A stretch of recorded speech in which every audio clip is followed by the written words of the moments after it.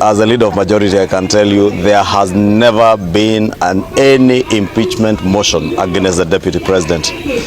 That has been his creation, and those that he walks around with is a sympathy-seeking gimmick to try and incite people from the Mount Kenya region, and more so against members of parliament.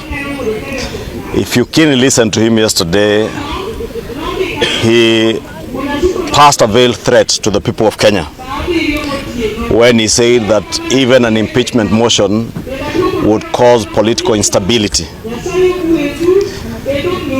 Or rather, he framed it that it's about the stability of the nation, political stability of the nation.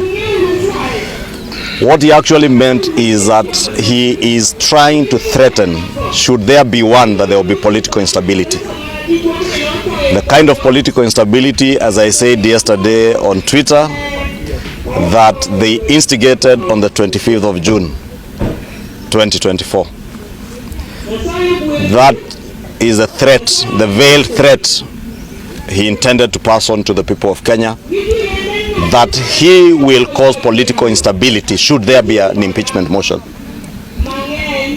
But for the record, there has never been. I am yet to see one. I was last in Parliament on Tuesday, the whole day.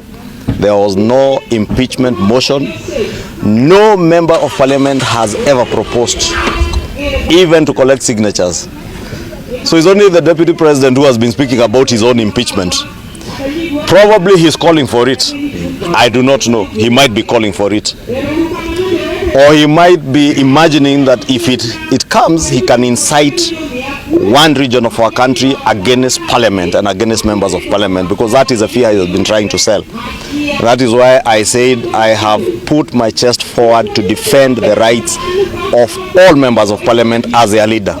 Because nobody, not the President, not the Deputy President, should ever imagine that they can intimidate members of Parliament from doing what they ought to do. Impeachment motions are part of our oversight of state officers. The Deputy President is not an exception. So is the President. If any member of Parliament feels the President is not serving the people of Kenya or has contravened any provision of our Constitution, he is at liberty to bring an impeachment motion, and it will be considered on its own merit. In the same purview, if any member of Parliament feels the Deputy President has not performed as he ought to have performed as a national leader, or has breached any provision of the Constitution, it is up to members of Parliament. Any member of Parliament who is at liberty to bring an impeachment motion is a constitutional provision that is in a constitution that you can impeach anybody from the President to cabinet secretaries and other public officers. Therefore, the Deputy President should desist from making all this Ulabalu is making about impeachment, non-existent impeachment motions, because those only exist in the figment of his imagination. When President Kenyatta and William Ruto fell out, it was basically because President Uhuru Kenyatta was in his last term, had his preferred candidate for the 2022 elections, and his deputy was a presidential candidate. We are now in the first term of this administration.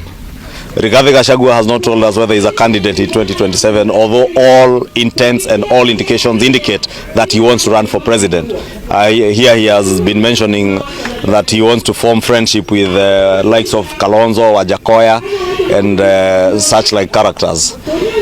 And therefore, he is at liberty to do that. What I would have expected the Deputy President to be doing now, even in an address, and I did challenge him last week, for 2 years he has never addressed any national media station to either articulate what government is doing or even advance government policy on anything, be it housing, be it universal health coverage, be it the stall projects to talk about, be it even business and the pending bills I had him mentioned by passing.